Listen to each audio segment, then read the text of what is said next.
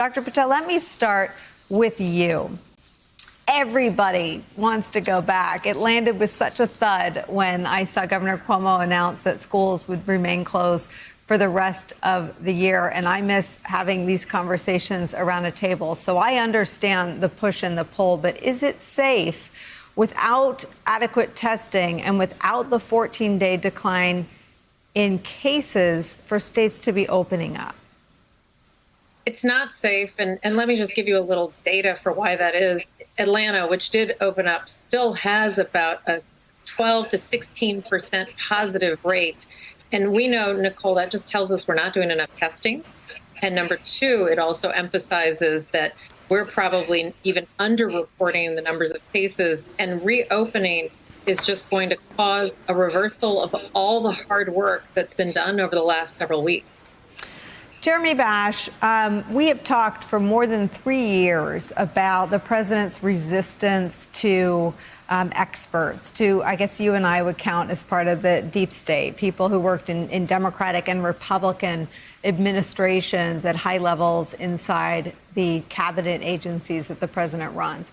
What do you, I see that battle, that tension almost being won by Donald Trump, where his tweeting and undermining the advice from Fauci, whether it's saying liberate Virginia or backing the protesters, has created a climate where people think it's okay to ease the restrictions. What do you think? Well, Nicolle, you said in your setup that the president's political advisors want him to express optimism. What I would suggest is we need neither optimism nor pessimism. We need realism.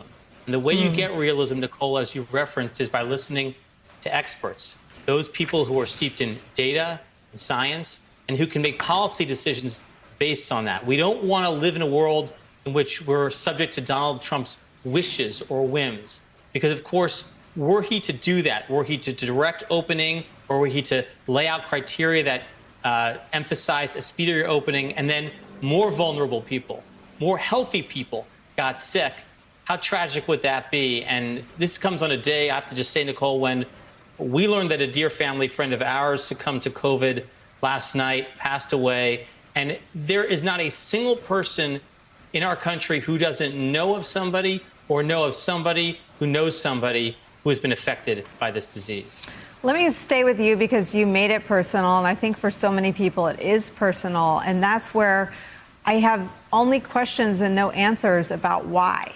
Why can't Donald Trump at any level feel what the whole country is going through, which is grief over losing someone, grief over the current way we live with our children at home and not with their friends and their baseball coaches and their wonderful teachers. Peter Baker has some reporting today about how he has not led the country in any mourning. What do you make of trying to muddle through this as a country without a leader who can do those traditional things that a president does?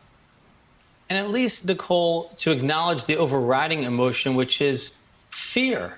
I mean, in my household, the conversation we're having is about what happens if this goes on? What happens if schools don't open in the fall? What happens if people can't return to normalcy in terms of work and school and their social circles and family events? And this is deeply personal. It's deeply personally felt by every single person in the country. Nicolle, we have lost more people in the last 2 months than died during the entirety of the Vietnam War. We have lost so many people, and so many more are yet to be infected with this disease. If you think that only maybe 5 or 7% of the population might be infected, we have a long way to go to either that herd immunity or vaccine. This is much closer to the beginning of the crisis than the end. Jonathan Lemire, let me know if we're missing something about how the president sees this, because what Dr. Patel and Jeremy have laid out are cold, hard, nonpartisan facts about what this country is going through and what it still has to pass through before we are through this and before we are on the other side of it. And yet the White House not really interested in anything other than confirming a conspiracy theory and getting the intelligence community to do that, and backing and giving some political cover to these guys. These are the armed protesters in Michigan. president taking their side, it sounded like, through a tweet and urging the governor, whose approval rating is, I think, more than twice of Donald Trump's in that important state, as an aside. President pressuring her, using his Twitter feed to tell her to negotiate with the guys with guns.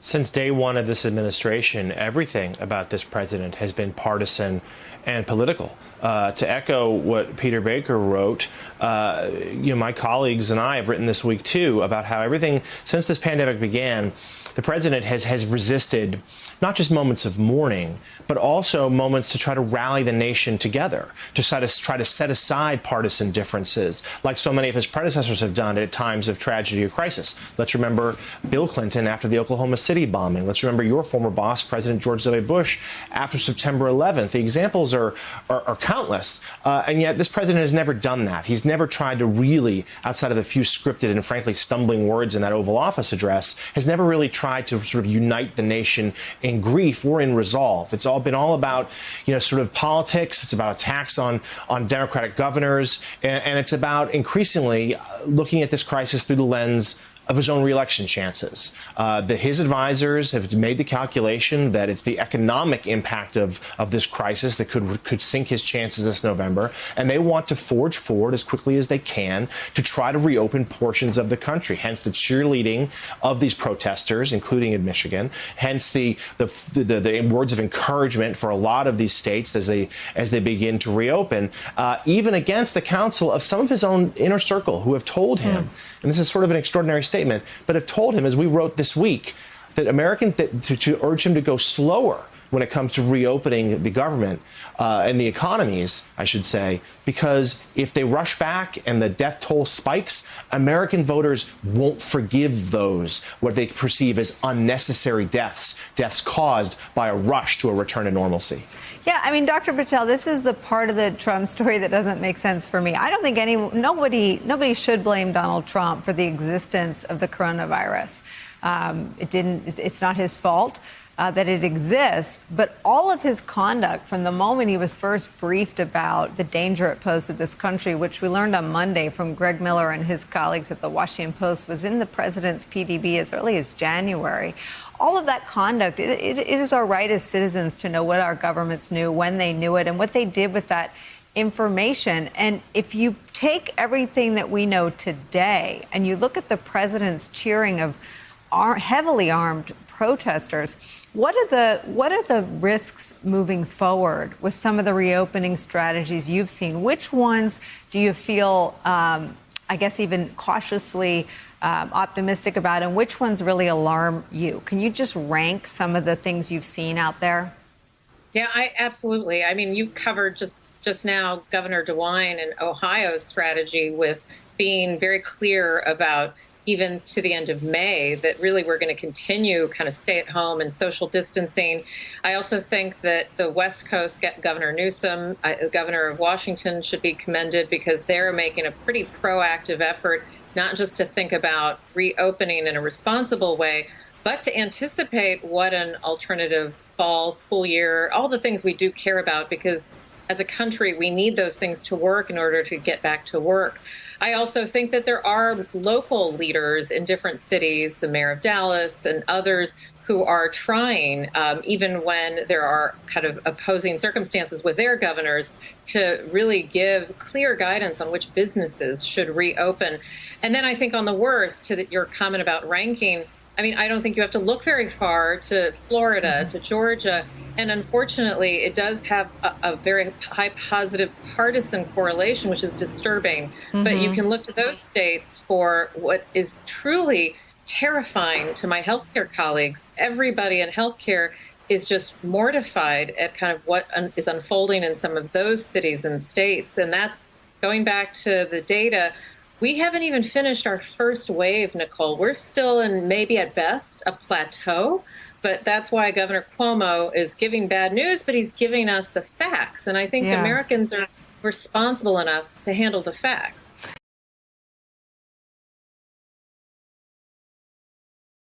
Hey there, I'm Chris Hayes from MSNBC. Thanks for watching MSNBC on YouTube. If you want to keep up to date with the videos we're putting out, you can click subscribe just below me or click over on this list to see lots of other great videos.